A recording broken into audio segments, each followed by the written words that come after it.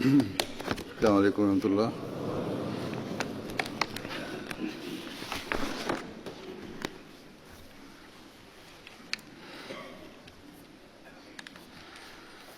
أشهد أن لا إله إلا الله وحده لا شريك له وأشهد أن محمدا عبده ورسوله أما بعد فأعوذ بالله من الشيطان الرجيم بسم الله الرحمن الرحيم الحمد لله رب العالمين الرحمن الرحيم مالك يوم الدين إياك نعبد وإياك نستعين اهدنا الصراط المستقيم صراط الذين أنعمت عليهم غير المغضوب عليهم ولا الضالين۔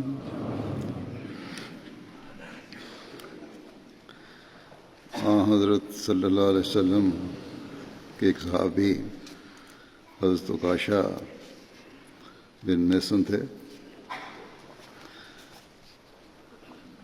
حضرت عکاشہ بن محصن کا شمار کبار صحابہ میں ہوتا ہے۔ آپ بدر کے موقع پر گھوڑے پر سوار ہو کر شامل ہوئے۔ اس دن آپ کی تلوار ٹوٹ گئی۔ اس پر رسول اللہ صلی اللہ علیہ وسلم نے آپ کو ایک لکڑی دی تو آپ کے ہاتھ میں گویا نہایت تیز اور صاف لوہے کی تلوار بن گئی اور آپ اسی سے لڑے یہاں تک کہ اللہ تعالیٰ نے فتح عطا فرمائی۔ پھر اسی تلوار کے ساتھ رسول اللہ صلی اللہ علیہ وسلم کے ہمراہ تمام غزوات میں شامل ہوئے اور یہ لکڑی کی تلوار وفات تک آپ کے پاس ہی تھی۔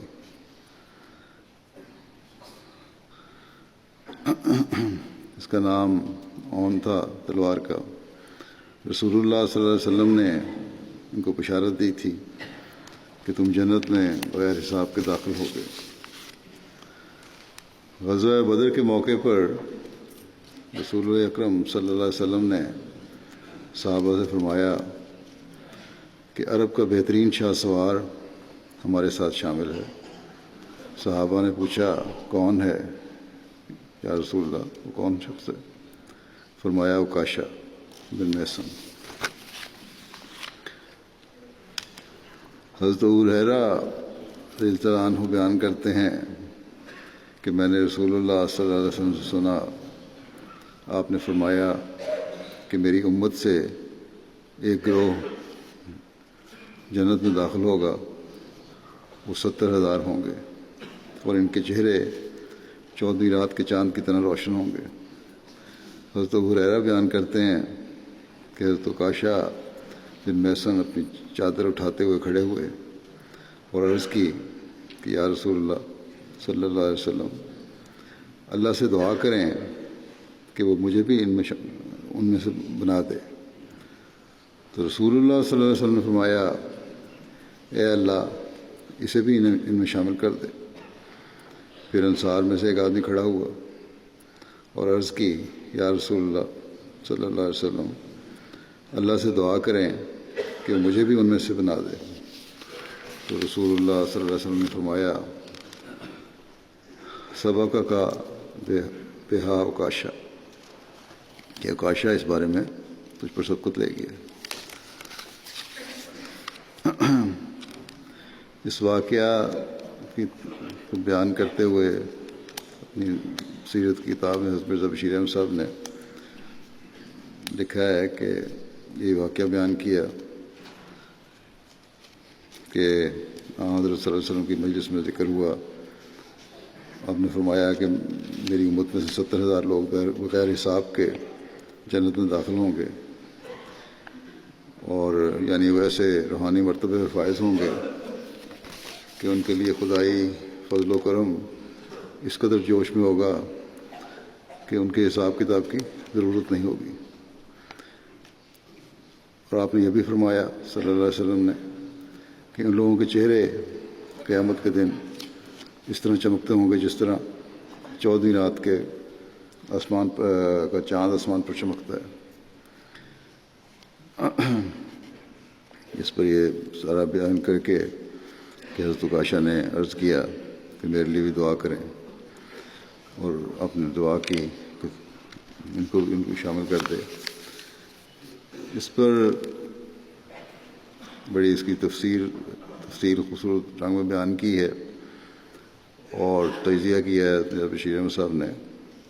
اب لکھتے ہیں کہ حضرت صلی اللہ علیہ وسلم کی مجلس کا یہ ایک بظاہر چھوٹا سا واقعہ اپنے اندر بہت سے معارف کا خزانہ رکھتا ہے، کیونکہ اول تو اس سے یہ علم حاصل ہوتا ہے کہ امت محمدیہ پر اللہ تعالیٰ کا اس درجہ فضل و کرم ہے، اور حضرت صلی اللہ علیہ وسلم کا روحانی فیض اس کمال کو پہنچا ہوا ہے کہ آپ کی امت میں سے 70,000 آدمی ایسا ہوگا جو اپنے نمایاں روحانی مقام اور خدا کے خاص فضل و کرم کی وجہ سے گویا قیامت کے دن حساب و کتاب کی پریشانی سے بالا سمجھ جائے گا۔ 70,000 سے یہ بھی مراد لی جاتی ہے کہ ایک بڑی تعداد ہوگی۔ دوسرے اس سے یہ بھی پتہ چلتا ہے کہ حضرت صلی اللہ علیہ وسلم کو اللہ تعالیٰ کے دربار میں ایسا قرب حاصل ہے کہ آپ کی روحانی توجہ پر خدا تعالیٰ نے فوراً بذریعہ کشف یا القاء آپ کو علم دے دیا کہ عکاشہ بھی اس 70,000 کے گروہ میں شامل ہے، اور یہ بھی ممکن ہے کہ عکاشہ پہلے اس گروہ میں شامل نہ ہو، مگر آپ کی دعا کے نتیجے میں خدا نے اسے یہ شرف عطا کر دیا ہو۔ تیسرے اس واقعہ سے یہ بھی پتہ چلتا ہے کہ حضرت صلی اللہ علیہ وسلم کو اللہ تعالیٰ کا اس درجہ عدم ملحوظ تھا، اور آپ اپنی امت میں جدوجہد کو اس درجہ کے عمل کو اس درجہ ترقی دینا چاہتے تھے کہ جب عکاشہ کے بعد ایک دوسرے شخص نے آپ سے اسی قسم کی دعا کی درخواست کی تو آپ نے اس اخص روحانی مقام کے پیش نظر جو اس پاک گروہ کو حاصل ہے مزید انفرادی دعا سے انکار کر دیا۔ مسلمانوں کو تقوی اور ایمان اور عمل صالح میں ترقی کرنے کی طرف توجہ دلائی اس طرف، اور یہ بتایا کہ اگر اس طرف توجہ رہے گی تو تمہیں مقام مل سکتا ہے۔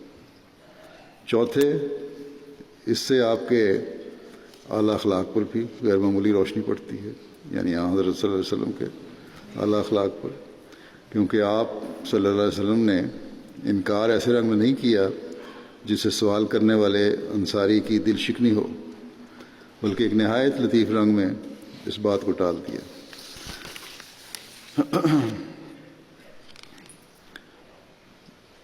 حضرت نبی کریم صلی اللہ علیہ وسلم نے حضرت عکاشہ کو مختلف سرایا میں جنگوں میں جو بھیجے جاتے تھے فوجیں، ان میں امیر بنا کر بھیجا۔ رسول اللہ صلی اللہ علیہ وسلم نے ربیع الاول 6 ہجری میں حضرت عکاشہ کو 40 مسلمانوں کا افسر بنا کر قبیلہ بنی اسد کے مقابلے پر روانہ فرمایا۔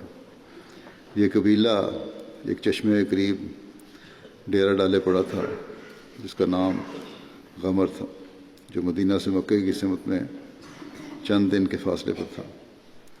عکاشہ کی پارٹی جلدی سفر کر کے قریب پہنچی تاکہ انہیں شرارت سے روکا جائے، تو معلوم ہوا کہ قبیلے کے لوگ مسلمانوں کی خبر پا کر ادھر ادھر منتشر ہو گئے تھے۔ اس پر عکاشہ اور ان کے ساتھی مدینہ کی طرف واپس لوٹ آئے اور کوئی لڑائی نہیں ہوئی۔ یعنی بلا وجہ کی جنگ بھی ملوث ہونے کی کوشش نہیں کی ان لوگوں نے، جو الزام لگایا جاتا ہے کہ جنگوں میں کا خاص شوق تھا ان لوگوں کو یا مسلمانوں کو۔ حضرت ابن عباس بیان کرتے ہیں کہ جب حضرت صلی اللہ علیہ وسلم پر سورۃ النصر نازل ہوئی تو آپ صلی اللہ علیہ وسلم نے حضرت بلال کو اذان دینے کا حکم دیا۔ نماز کے بعد آپ صلی اللہ علیہ وسلم نے ایک خطبہ ارشاد فرمایا جسے سن کر لوگ بہت روئے۔ پھر آپ صلی اللہ علیہ وسلم نے پوچھا، اے لوگو، میں کیسا نبی ہوں؟ اس پر ان لوگوں نے کہا، اللہ آپ کو جزا دے، آپ سب سے بہترین نبی، آپ ہمارے لیے رحیم باپ کی طرح اور شفیق اور نصیحت کرنے والے بھائی کی طرح ہیں۔ آپ نے ہم تک اللہ کے پیغام پہنچائے اور اس کی وحی پہنچائی، اور حکمت اور اچھی نصیحت سے ہمیں اپنے رب کے راستے کی طرف بلایا۔ بس اللہ آپ کو بہترین جزا دے جو وہ اپنے انبیاء کو دیتا ہے۔ پھر آپ صلی اللہ علیہ وسلم نے فرمایا، اے مسلمانوں کے گروہ، میں تمہیں اللہ کی اور تم پر اپنے حق کی قسم دے کر کہتا ہوں کہ اگر کسی پر میری طرف سے کوئی ظلم یا زیادتی ہوئی ہو تو وہ کھڑا ہو اور میرے سے بدلہ لے لے۔ مگر کوئی کھڑا نہ ہوا۔ آپ صلی اللہ علیہ وسلم نے دوسری بار ان کو قسم دے کر کہا، مگر کوئی کھڑا نہ ہوا۔ آپ نے تیسری بار پھر فرمایا کہ اے مسلمانوں کے گروہ، میں تمہیں اللہ اور تم پر اپنے حق کی قسم دے کر کہتا ہوں کہ اگر کسی پر میری طرف سے کوئی ظلم یا زیادتی ہوئی ہو تو وہ اٹھے اور میرے سے بدلہ لے، قیامت کے دن کے بدلے سے پہلے۔ اس پر لوگوں میں سے ایک بوڑھا شخص کھڑے ہوئے جن کا نام عکاشہ تھا۔ آپ مسلمانوں میں سے ہوتے ہوئے آگے آئے، یہاں تک کہ رسول اللہ صلی اللہ علیہ وسلم کے روبرو کھڑے ہو گئے اور عرض کی، یا رسول اللہ صلی اللہ علیہ وسلم، میرے ماں باپ آپ پر قربان، اگر آپ نے بار بار قسم نہ دی ہوتی تو میں ہرگز کھڑا نہ ہوتا۔ میں آپ کے ساتھ، کہنے لگے یہ حضرت عکاشہ، میں آپ کے ساتھ ایک غزوے میں تھا جس سے واپسی پر میری اونٹنی آپ کی اونٹنی کے قریب آ گئی، تو میں اپنی سواری سے اتر کر آپ کے قریب آیا تاکہ آپ کے پاؤں کو بوسہ دوں، مگر آپ نے اپنی چھڑی ماری جو میرے پہلو میں لگی۔ مجھے نہیں معلوم کہ وہ چھڑی آپ نے اونٹنی کو ماری تھی یا مجھے۔ اس پر آپ صلی اللہ علیہ وسلم نے فرمایا، اللہ کے جلال کی قسم کہ خدا کا رسول جان بوجھ کر تجھے نہیں مار سکتا۔ پھر آپ نے فرمایا، اے بلال، حضرت بلال کو مخاطب کر کے، کہ فاطمہ کی طرف جاؤ، فاطمہ کے گھر میں، اور اس سے وہ چھڑی لے آؤ۔ حضرت بلال گئے اور حضرت فاطمہ سے عرض کی کہ اے رسول اللہ صلی اللہ علیہ وسلم کی صاحبزادی، مجھے چھڑی دے دیں۔ اس پر حضرت فاطمہ نے کہا، اے بلال، میرے والد اس چھڑی کے ساتھ کیا کریں گے؟ کیا یہ جنگ کے دن کے بجائے حج کا دن نہیں؟ اس پر حضرت بلال نے کہا کہ اے فاطمہ، آپ اپنے باپ رسول اللہ صلی اللہ علیہ وسلم سے کتنی بے خبر ہیں۔ رسول اللہ صلی اللہ علیہ وسلم لوگوں کو الوداع کہہ رہے ہیں اور دنیا چھوڑ کر جا رہے ہیں اور اپنا بدلہ دے رہے ہیں۔ اس پر حضرت فاطمہ نے حیرانگی سے پوچھا، اے بلال، کس کا دل کرے گا کہ وہ رسول اللہ صلی اللہ علیہ وسلم سے بدلہ لے؟ پھر آپ نے کہا کہ اے بلال، حسن اور حسین سے کہو۔ حضرت فاطمہ نے کہا کہ حسن اور حسین سے کہو کہ وہ اس شخص کے سامنے کھڑے ہو جائیں کہ وہ ان دونوں سے بدلہ لے لے اور وہ اس کو رسول اللہ صلی اللہ علیہ وسلم سے بدلہ نہ لینے دیں۔ بس حضرت بلال مسجد آئے اور رسول اللہ صلی اللہ علیہ وسلم کو چھڑی پکڑا دی اور آپ نے وہ چھڑی عکاشہ کو پکڑائی۔ جب حضرت ابوبکر اور حضرت عمر نے یہ منظر دیکھا تو وہ دونوں کھڑے ہو گئے اور کہا، اے عکاشہ، ہم تمہارے سامنے کھڑے ہیں، ہم سے بدلہ لے لو اور رسول اللہ صلی اللہ علیہ وسلم کو کچھ نہ کہو۔ رسول اللہ صلی اللہ علیہ وسلم نے ان دونوں سے فرمایا اے ابو بکر اور عمر رک جاؤ، اللہ تم دونوں کے مقام کو جانتا ہے۔ اس کے بعد حضرت علی کھڑے ہوئے اور کہا اے عکاشہ، میں نے اپنی ساری زندگی رسول اللہ صلی اللہ علیہ وسلم کے ساتھ گزاری ہے اور میرا دل گوارا نہیں کرتا کہ تم رسول اللہ صلی اللہ علیہ وسلم کو مارو، بس یہ میرا جسم ہے، میرے سے بدلہ لے لو، اور بے شک مجھے 100 بار مارو مگر رسول اللہ صلی اللہ علیہ وسلم سے بدلہ نہ لو۔ اس پر رسول اللہ صلی اللہ علیہ وسلم نے فرمایا اے علی بیٹھ جاؤ، اللہ تمہاری نیت اور مقام کو جانتا ہے۔ اس کے بعد حضرت حسن اور حسین کھڑے ہوئے اور کہا اے عکاشہ، ہم رسول اللہ صلی اللہ علیہ وسلم کے نواسے ہیں اور ہم سے بدلہ لینا رسول اللہ صلی اللہ علیہ وسلم سے بدلہ لینے کی جیسا ہی ہے۔ آپ نے ان دونوں سے فرمایا اے میرے پیارو بیٹھ جاؤ۔ اس کے بعد آپ نے فرمایا اے عکاشہ مارو۔ حضرت عکاشہ نے عرض کی یا رسول اللہ صلی اللہ علیہ وسلم، جب آپ نے مجھے مارا تھا تو اس وقت میرے پیٹ پر کپڑا نہیں تھا۔ اس پر آپ صلی اللہ علیہ وسلم نے اپنے پیٹ پر سے کپڑا اٹھایا۔ اس پر مسلمان دیوانہ وار رونے لگ گئے اور کہنے لگے کیا عکاشہ واقعی رسول اللہ صلی اللہ علیہ وسلم کو مارے گا؟ مگر جب حضرت عکاشہ نے آپ صلی اللہ علیہ وسلم کے بدن کی سفیدی دیکھی تو دیوانہ وار لپک کر آگے بڑھے اور آپ کے بدن کو چومنے لگے اور عرض کی یا رسول اللہ صلی اللہ علیہ وسلم، کس کا دل گوارا کر سکتا ہے کہ وہ آپ سے بدلہ لے؟ اس پر آپ صلی اللہ علیہ وسلم نے فرمایا یا بدلہ لینا ہے یا معاف کرنا ہے۔ اس پر حضرت عکاشہ نے عرض کی یا رسول اللہ، میں نے معاف کیا اس امید پر کہ اللہ قیامت کے دن مجھے معاف فرما دے۔ اس پر آپ صلی اللہ علیہ وسلم نے فرمایا، لوگوں کو مخاطب کر کے فرمایا کہ جو جنت میں میرا ساتھی دیکھنا چاہتا ہے وہ اس بوڑھے شخص کو دیکھ لے۔ بس مسلمان اٹھے اور حضرت عکاشہ کا ماتھا چومنے لگے اور ان کو مبارکباد دینے لگے کہ تو نے بہت بلند مقام اور نبی صلی اللہ علیہ وسلم کی رفاقت کو پا لیا۔ یہ تھے حضرت عکاشہ کہ انہوں نے اس موقع سے فائدہ اٹھا کر کہ اب پتہ نہیں موقع ملتا ہے کہ نہیں ملتا کبھی، حضرت صلی اللہ علیہ وسلم تو اپنی واپسی کی خبریں سنا رہے ہیں۔ انہوں نے کہا یہ موقع ہے کہ زندگی میں آپ کے جسم کو نہ صرف چوموں بلکہ بوسہ دوں۔ حضرت ابو بکر رضی اللہ عنہ کی خلافت میں حضرت خالد بن ولید کے ساتھ حضرت عکاشہ مرتدین کی سرکوبی کے لیے روانہ ہوئے۔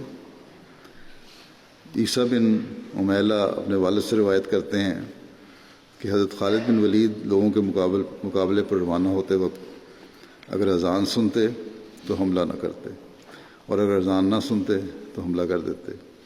جب آپ رضی اللہ عنہ اس قوم کی طرف پہنچے جو بزاخہ مقام میں تھی تو آپ نے حضرت عکاشہ بن محسن اور حضرت ثابت بن اکرم کو مخبر بنا کر بھیجا کہ دشمن کی خبر لائیں۔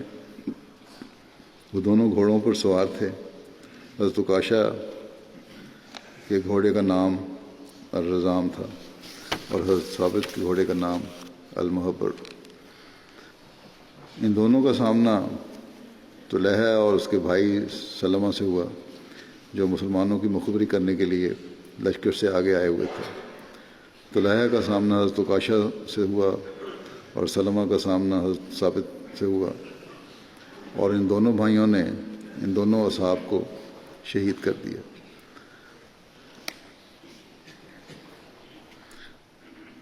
ابو واقد لیثی بیان کرتے ہیں کہ ہم 200 سوار لشکر کے آگے آگے چلنے والے تھے۔ ہم ان مقتولوں حضرت ثابت اور حضرت عکاشہ کے پاس کھڑے رہے یہاں تک کہ حضرت خالد آئے اور ان کے حکم سے ہم نے حضرت ثابت اور حضرت عکاشہ کو ان کے خون آلود کپڑوں میں ہی دفن کر دیا۔ یہ واقعہ 12 ہجری کا۔ اس طرح ان کی شہادت ہوئی۔ حضرت خارجہ بن زید حضرت صلی اللہ علیہ وسلم کے ایک صحابی تھے۔ بس خارجہ بن زید کا تعلق خزرج کے خاندان اغر سے تھا۔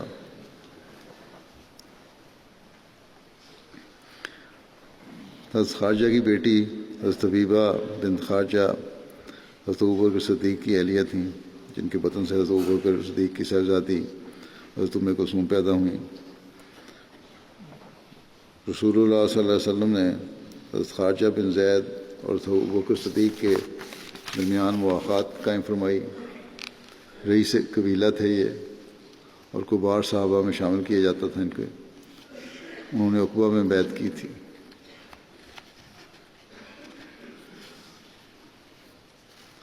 ہجرت مدینہ کے بعد حضرت ابوبکر صدیق نے حضرت خارجہ بن زید کے گھر قیام کیا تھا۔ یہ غزوہ بدر میں شریک ہوئے۔ حضرت خارجہ غزوہ احد میں بڑی بہادری اور جوان مردی سے لڑتے ہوئے شہادت کا رتبہ پایا۔ نیزوں کی زد میں آ گئے اور آپ کو 13 سے زائد زخم لگے۔ آپ زخموں سے نڈال پڑے تھے کہ پاس سے صفوان بن امیہ گزرا۔ اس نے انہیں پہچان کر حملہ کر کے شہید کر دیا۔ پھر ان کا مسئلہ بھی کیا اور کہا کہ یہ ان لوگوں میں سے ہے جنہوں نے بدر میں ابو علی کو قتل کیا تھا، یعنی میرے باپ امیہ بن خلف کو قتل۔ اب مجھے موقع ملا ہے کہ ان اصحاب محمد صلی اللہ علیہ وسلم میں سے بہترین لوگوں کو قتل کروں اور اپنا دل ٹھنڈا کروں۔ اس نے حضرت ابن قوقل، حضرت خارجہ بن زید اور حضرت اوس بن ارقم کو شہید کیا۔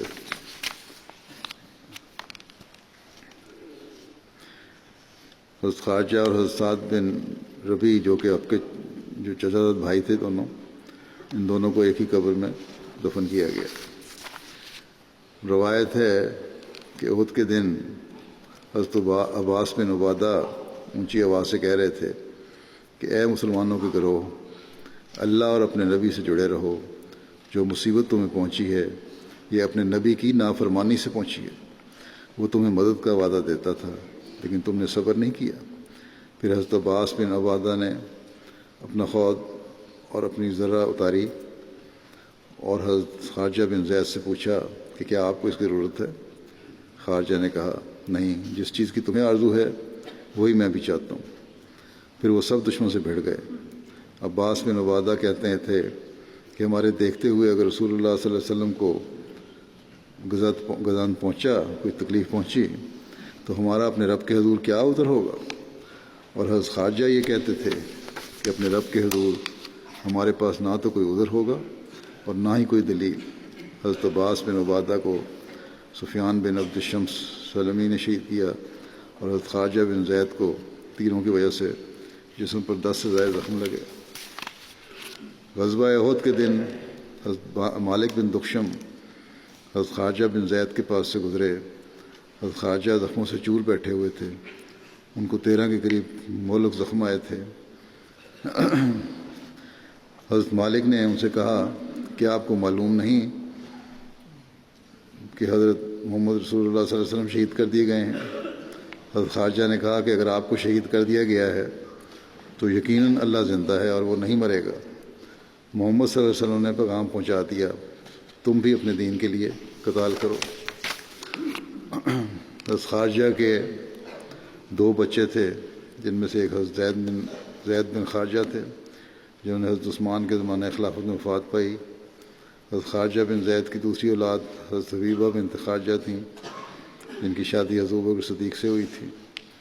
حضرت ابوبکر صدیق کی جب وفات ہوئی تو ان کی اہلیہ حضرت حبیبہ امید سے تھیں۔ حضرت ابوبکر نے فرمایا تھا کہ مجھے ان کے ہاں بیٹی کی توقع ہے، چنانچہ ان کے ہاں بیٹی پیدا ہوئی۔ پھر حضرت صلی اللہ علیہ وسلم کے ایک صحابی حضرت زیاد بن لبید تھے۔ ان کی والدہ کا نام امرہ بنت عبید بنت مطروف تھا۔ حضرت زیاد کا ایک بیٹا عبداللہ تھا۔ عقبہ ثانیہ میں 70 اصحاب کے ساتھ آپ حاضر ہوئے اور اسلام قبول کیا۔ اسلام قبول کرنے کے بعد جب مدینہ واپس آئے تو اپنے قبیلہ بنو بیاضہ کے بت توڑ دیے انہوں نے آتے ہی۔ جو بتوں کی پوجا کیا کرتے تھے۔ پھر آپ رسول اللہ صلی اللہ علیہ وسلم کے پاس مکے چلے گئے اور وہیں مقیم رہے، یہاں تک کہ رسول اللہ صلی اللہ علیہ وسلم نے مدینہ کی طرف ہجرت کی تو آپ نے بھی حضرت صلی اللہ علیہ وسلم کے ساتھ ہجرت کی اس کے آپ کے بعد پہنچنے کے۔ اس لیے حضرت زیاد کو مہاجر انصاری کہا جاتا ہے، مہاجر بھی ہوئے اور انصاری بھی ہوئے تھے۔ حضرت زیاد غزوہ بدر، احد، خندق اور تمام غزوات میں رسول اللہ صلی اللہ علیہ وسلم کے ہم رکاب تھے۔ حضور صلی اللہ علیہ وسلم ہجرت کر کے مدینہ پہنچے اور قبیلہ بنو بیاضہ کے محلہ سے گزرے تو حضرت زیاد نے اہلا و سہلا کہا اور قیام کے لیے اپنا مکان پیش کیا تو حضور صلی اللہ علیہ وسلم نے فرمایا کہ میری اونٹنی کو آزاد چھوڑ دو، یہ خود منزل تلاش کر لے گی۔ محرم 9 ہجری میں آپ صلی اللہ علیہ وسلم نے صدقہ و زکوٰۃ وصول کرنے کے لیے الگ الگ موصلین مقرر فرمائے تو حضرت زیاد کو حضر موت کے علاقے کا موصل مقرر فرمایا۔ حضرت عمر کے دور تک آپ اسی خدمت پر معمول رہے۔ اس منصب سے پردوش ہونے کے بعد آپ نے کوفہ میں سکونت اختیار کر لی اور وہیں 41 ہجری میں وفات پائی۔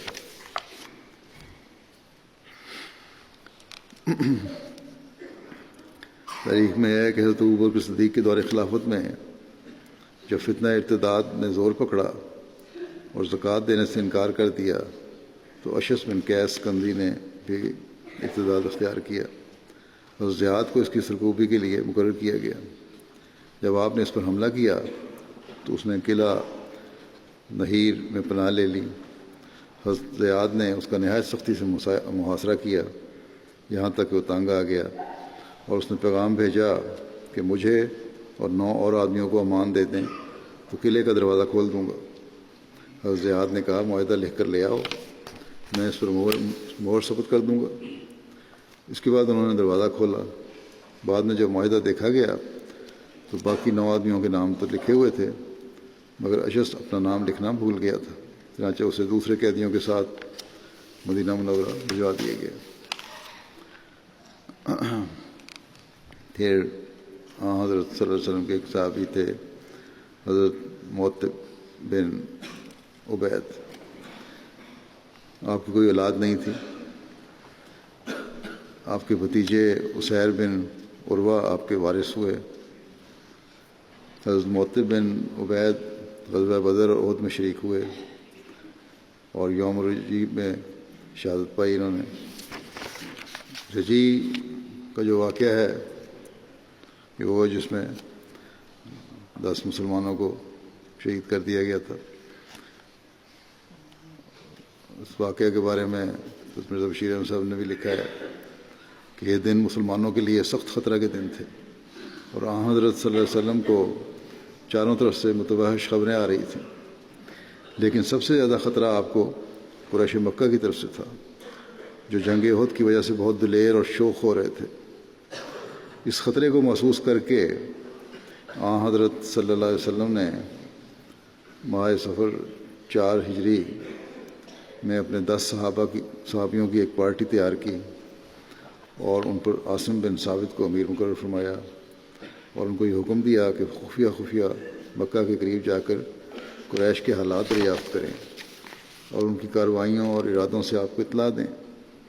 لیکن ابھی یہ پارٹی روانہ نہیں ہوئی تھی کہ قبائل ازل اور کارا کے چند لوگ آپ کی خدمت میں حاضر ہوئے اور عرض کیا کہ ہمارے قبائل میں بہت سے آدمی اسلام کی طرف مائل ہیں، آپ چند آدمی ہمارے ساتھ روانہ فرمائیں جو ہمیں مسلمان بنائیں اور اسلام کی تعلیم دیں۔ حضرت صلی اللہ علیہ وسلم نے ان کی یہ خواہش معلوم کر کے وہی پارٹی جو خبر رسانی کے لیے تیار کی گئی تھی ان کے ساتھ روانہ فرما دی، لیکن دراصل جیسا کہ بعد میں معلوم ہوا کہ یہ لوگ جھوٹے تھے اور بنو لحان کی انگیخت پر مدینہ میں آئے تھے، جنہوں نے اپنے رئیس سفیان بن خالد کے قتل کا بدلہ لینے کے لیے یہ چال چلی تھی کہ اس بہانے سے مسلمان مدینے سے نکلیں تو ان پر حملہ کر دیا جائے۔ اور بنو لحان نے اس خدمت کے معاوضے میں ازل اور کارا کے لوگوں کے لیے بہت سے اونٹ انعام کے طور پر مقرر کیے تھے۔ جب ازل اور کارا کے یہ غدار لوگ اصفہان اور مکہ کے درمیان پہنچے تو انہوں نے بنو لحان کو خفیہ اطلاع بھجوا دی کہ مسلمان ہمارے ساتھ آ رہے ہیں، تم آ جاؤ، جس پر قبیلہ بنو لحان کے 200 نوجوان، جن میں سے 100 تیر انداز تھے، مسلمانوں کے طاقوں پہ نکل کھڑے ہوئے اور مقام رجی میں، رجی یہ جگہ ہے، ان کو ہاتھ پکڑا۔ 10 آدمی 200 سپاہیوں کا کیا مقابلہ کر سکتے تھے؟ لیکن مسلمانوں کو ہتھیار ڈالنے کی تعلیم تو نہیں دی گئی۔ اگر ایسے حالات پیدا ہو جائیں تو پھر یہی حکم ہے کہ جنگ کرو جب تمہیں گھیر لیا جائے۔ فوراً یہ صحابی ایک قریب کے ٹیلے پر چڑھ کر مقابلے کے واسطے تیار ہو گئے۔ کفار نے، جن کے نزدیک دھوکہ دینا کوئی معیوب فعل نہیں تھا، ان کو آواز دی کہ تم پہاڑی پر سے نیچے اتر آؤ، ہم تم سے پختہ عہد کرتے ہیں کہ تمہیں قتل نہیں کریں گے۔ عاصم رضی اللہ عنہ نے جواب دیا کہ ہمیں تمہارے عہد و پیمان کا کوئی اعتبار نہیں ہے، ہم تمہاری اس ذمہ داری پر نہیں اتر سکتے۔ اور پھر آسمان کی طرف منہ اٹھا کر کہا کہ اے خدا، تو ہماری حالت دیکھ رہا ہے، اپنے رسول کو ہماری اس حالت سے اطلاع پہنچا دے۔ غرض عاصم اور ان کے ساتھیوں نے مقابلہ کیا اور لڑتے لڑتے شہید ہو گئے۔ جب 7 صحابہ مارے گئے اور صرف خبیب بن عدی اور زید بن دسنہ اور ایک اور صحابی باقی رہ گئے تو کفار نے، جن کی اصل خواہش ان لوگوں کو زندہ پکڑنے کی تھی، پھر آواز دے کر کہا کہ اب بھی نیچے اتر آؤ، ہم وعدہ کرتے ہیں کہ تمہیں تکلیف نہیں پہنچائیں گے۔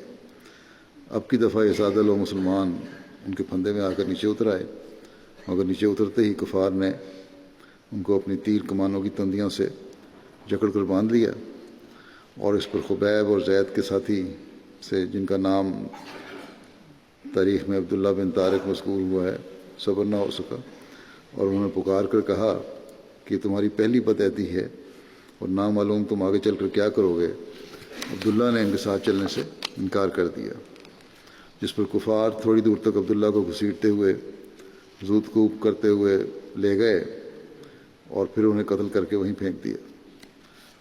اور چونکہ اب ان کا انتقام پورا ہو چکا تھا، وہ قریش کو خوش کرنے کے لیے نیز روپے کی لالچ میں خبیب اور زید کو ساتھ لے کر مکہ کی طرف روانہ ہو گئے، اور وہاں پہنچ کر انہیں قریش کے ہاتھ فروخت کر دیا۔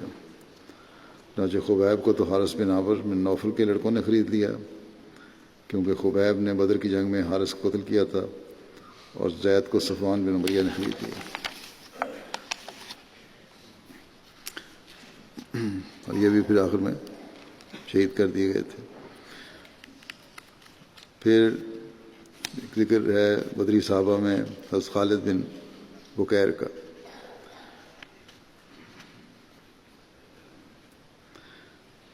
حضرت خالد بن بکیر، عاقل، حضرت عامر، حضرت عاص نے اکٹھے دار ارقم میں اسلام قبول کیا تھا، اور ان چاروں بھائیوں نے دار ارقم میں سب سے پہلے اسلام قبول کیا تھا۔ رسول اللہ صلی اللہ علیہ وسلم نے حضرت خالد بن بکیر اور حضرت زید بن دسنہ کے درمیان مواخات قائم فرمائی۔ آپ غزوہ بدر اور غزوہ احد میں موجود تھے، اور واقعہ رجی میں آپ شہید ہوئے، جو پہلے واقعہ بیان ہوا ہے رجی کا، جہاں دھوکے سے مارا گیا تھا 10 مسلمانوں کو، وہاں آپ بھی شہید ہوئے۔ نبی کریم صلی اللہ علیہ وسلم نے غزوہ بدر سے پہلے ایک سریہ عبداللہ بن جہش رضی اللہ عنہ کی قیادت میں قریش کے قافلہ کے لیے روانہ فرمایا۔ اس میں حضرت خالد بن بکیر بھی شامل تھے۔ آپ صفر 4 ہجری کو 34 سال کی عمر میں جنگ رجی میں عاصم بن ثابت اور مرثد بن ابی مرثد غنوی کے ساتھ قبائل عدل و کارا کے ساتھ لڑتے ہوئے شہید ہوئے۔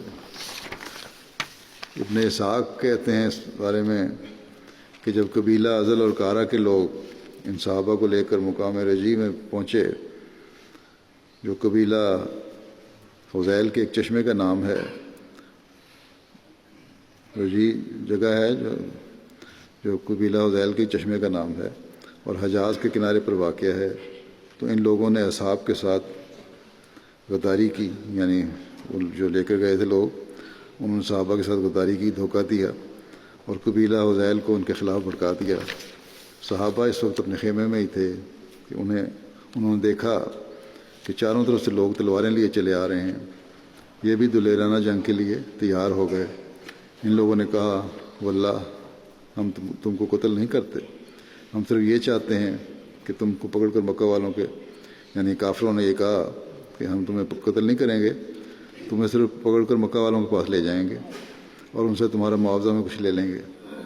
حضرت مرثد بن ابی مرثد رضی اللہ تعالیٰ عنہ، حضرت عاصم بن ثابت رضی اللہ تعالیٰ عنہ اور حضرت خالد بن بکیر نے کہا کہ خدا کی قسم ہم مشرک کے عہد میں داخل نہیں ہوتے۔ آخر یہ تینوں اس قدر لڑے کہ شہید ہو گئے۔ حضرت حسان بن ثابت نے ان لوگوں کے بارے میں اپنے ایک شعر میں کہا ہے کہ الا لیتنی فیہا شہبت ابن طارق و زیدن وما تغنی امانی و مرصدہ قد فات عن حبی خبیب و عاصم و کانا شفاء لو تدارکت خالدہ، کہ کاش میں اس واقعہ رجی میں ابن طارق اور زید اور مرثد کے ساتھ ہوتا، اگرچہ آرزوئیں کچھ کام نہیں آتی، تو میں اپنے دوست خبیب اور عاصم کو بچاتا، اور اگر میں خالد کو پا لیتا تو وہ بھی بچ جاتا۔ تو یہ وہ لوگ تھے جنہوں نے دین کی حفاظت کے لیے، اپنے ایمان کی حفاظت کے لیے قربانیاں دیں اور اللہ تعالیٰ کی رضا حاصل کرنے والے بنے۔ حضرت مسیح موعود علیہ الصلوۃ والسلام اپنی ایک تصریف میں تحریر فرماتے ہیں کہ اس خدائے محسن کا شکر ہے جو احسان کرنے والا اور غموں کو دور کرنے والا ہے، اور اس کے رسول پر درود اور سلام جو انس اور جن کا امام اور پاک دل اور بہشت کی طرف کھینچنے والا ہے، اور اس کے اصحاب پر سلام جو ایمان کے چشمے کی طرف پیاسے کی طرح دوڑے اور گمراہی کی اندھیری راتوں میں علمی اور عملی کمال سے روشن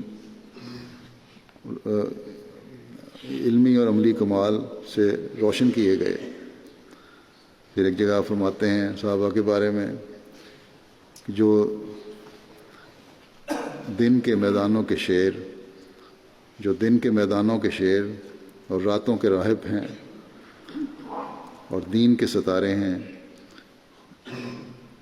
راتوں کے راہب میں کا مطلب ہے عبادت کرنے والے راتوں میں، اور دین کے ستارے ہیں، خدا کی خوشنودی ان سب کے شامل حال ہے۔ اللہ تعالیٰ ہمیں بھی اپنی علمی اور عملی حالتوں کو بہتر کرنے اور راتوں کی عبادتوں سے کے معیار بلند کرنے کی توفیق عطا فرمائے۔ میں جمعے کے بعد میں ایک جنازہ غائب پڑھاؤں گا جو مکرم اسماعیل مالاگالا صاحب واللو یوگنڈا کا ہے۔ یہ 25 مئی کو نماز جمعہ سے قبل دل کی تکلیف کی وجہ سے 64 دل کا حملہ ہوا، ان کو 64 سال کی ان کی عمر تھی، اپنے خالق حقیقی سے جا ملے، انا للہ و انا الیہ راجعون۔ اسماعیل مالاگالا صاحب 1954 میں مکونو ڈسٹرکٹ یوگنڈا میں پیدا ہوئے۔ ان کے والد اور والدہ دونوں عیسائی تھے، لہذا یہ خود بھی پیدائشی طور پر عیسائی تھے۔ مالاگالا صاحب ایک احمدی دوست حاجی شعیب نصیرہ صاحب کے برادر نسبتی تھے، اس لیے ان کا حاجی شعیب صاحب کے گھر آنا جانا تھا۔ حاجی شعیب صاحب کے ذریعے ہی انہوں نے اسلام میں ان کے ذریعے دلچسپی پیدا ہوئی۔ ایک لمبا عرصہ سوال و جواب کا سلسلہ چلتا رہا، اس کے بعد آہستہ آہستہ ان پر اسلام کی سچائی روشن ہونا شروع ہوئی، اور آخر 1978 میں یہ بیعت کر کے اسلام احمدیت میں داخل ہو گئے۔ جب انہوں نے اسلام قبول کر لیا تو حاجی شعیب نصیرہ صاحب سے ذکر کیا کہ میری بچپن سے یہ خواہش تھی کہ میں عیسائی پادری بنوں، اب چونکہ میں نے اسلام قبول کر لیا ہے تو کیا میں اسلام کی خدمت کر سکتا ہوں؟ اس پر انہیں بتایا گیا کہ آپ اسلام کی خدمت کے لیے اپنی زندگی وقف کر سکتے ہیں۔ اس وقت محمد علی قائر صاحب جو اس وقت یوگنڈا کے امیر جماعت ہیں، پاکستان سے جامعہ احمدیہ کی تعلیم مکمل کر کے یوگنڈا پہنچے تھے۔ چنانچہ انہوں نے 1980 میں مالا گالا صاحب کو دیگر 5 خدام کے ساتھ پاکستان بھجوا دیا۔ موصوف دسمبر 1980 میں جامعہ احمدیہ ربوہ میں فصل خاص میں داخل ہوئے اور 1 مارچ 1988 کو تعلیم مکمل کی۔ جامعہ کے عرصہ تعلیم کے حوالے سے اس وقت جامعہ کے پرنسپل سید میر محمود احمد ناصر صاحب نے لکھا اپنے ریمارکس میں ان کے بارے میں کہ علمی لحاظ سے کمزور ہیں لیکن اچھے متعاون اور اطاعت گزار طالب علم رہے، منکسر المزاج اور عبادت گزار تھے، بزرگوں سے ملاقات اور انہیں دعا کا کہنا ان کا شعار تھا۔ موصوف نے نہایت محنت کے ساتھ جامعہ احمدیہ میں تعلیم حاصل کی اور 1984 میں جب حضرت خلیفۃ مسیح رابع رحمہ اللہ کو پاکستان سے ہجرت کرنے پڑی تو اس وقت مخصوص حالات میں بڑی خوش اسلوبی اور بہادری سے یہ بھی ڈیوٹیاں دینے والوں میں شامل تھے۔ موجودہ پرنسپل بشیر ایاز صاحب لکھتے ہیں ان کے بارے میں کہ ہم جامعہ میں اکٹھے رہے، بہت ہی نیک طبیعت تھی، خاموش طبع تھے۔ جامعہ کے ان طلباء میں ان کا شمار ہوتا تھا جنہیں عبادت اور ریاضت کا خاص شوق تھا۔ اطاعت گزاری ان کا خاص اور قابل ذکر بس تھا۔ کہتے ہیں کہ مجھے نقیب اور ضعیم ہونے کے وجہ سے ان سے کئی بار واسطہ پڑا، بہت ہی عاجز مزاج اور مطیع و فرمانبردار پایا۔ فٹ بال کے بڑے شوقین تھے، ٹیم کے ایک ہی ممبر سمجھے جاتے تھے جو خاص طور پہ ان کو شامل کیا جاتا تھا۔ جامعہ کی تعلیم مکمل کرنے کے بعد ان کا باقاعدہ تقرر یوگنڈا میں بطور مبلغ 1988 میں ہوا، جہاں انہوں نے کئی جماعتوں میں بطور مبلغ کام کیا۔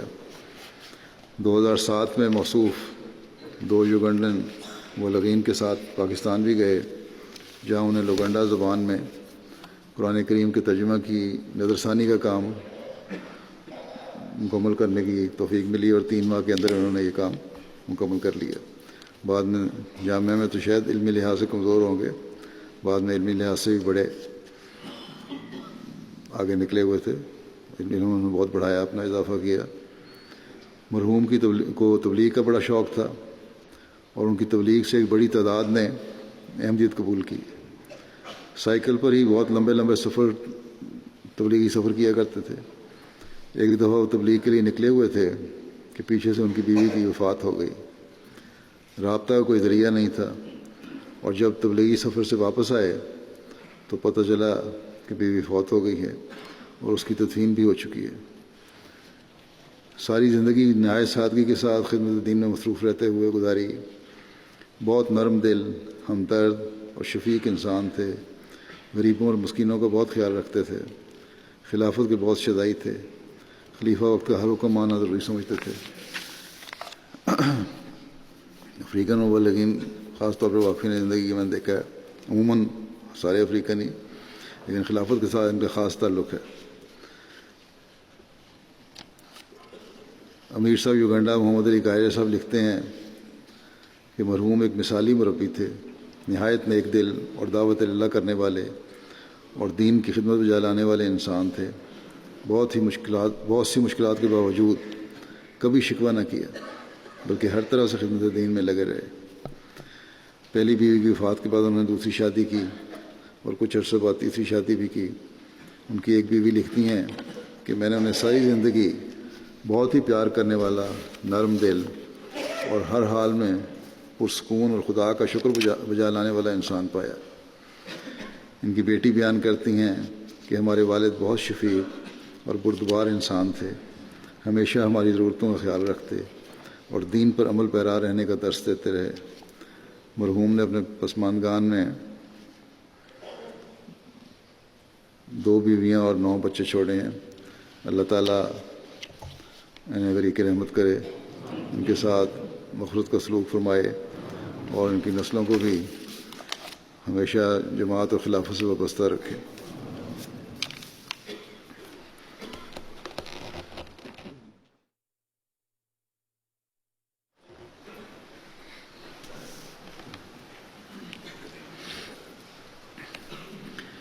الحمد لله الحمد لله نحمده ونستعينه ونستغفره ونؤمن به ونتوكل عليه ونعوذ بالله من شرور أنفسنا ومن سيئات أعمالنا من يهده الله فلا مضل له ومن يضلل فلا هادي له ونشهد أن لا إله إلا الله ونشهد أن محمدا عبده ورسوله عباد الله رحمكم الله إن الله يأمر